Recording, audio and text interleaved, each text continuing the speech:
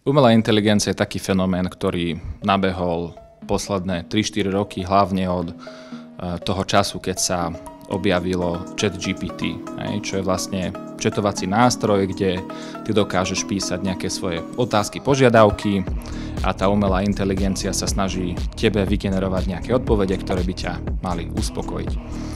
Čo je to umelá inteligencia? Ja by som to asi najjednoduchšie prirovnal celú umelú inteligenciu a ten vývoj toho, že ako sme sa k tomu dostali, k takému dieťaťu, ktoré postupne ako prechádza tým životom, tak získava nejaké znalosti, zručnosti, skúsenosti a učí sa. A presne to je to, čo robí umelá inteligencia. Umelá inteligencia ako taká, vtedy by som to ešte nenazval ako umelá inteligencia, ale skôr ako veľmi rýchle procesorové rozmýšľanie.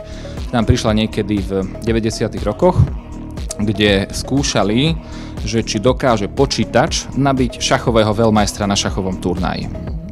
A dlho to bolo tak, že ten počítač to nedokázal a ten dôvod bol taký, že on nedokázal urobiť dostatočný počet výpočtov, aby dokázal predikovať, čo ten šachový veľmajster bude robiť a tým pádom dokázal tú hru vyhrať.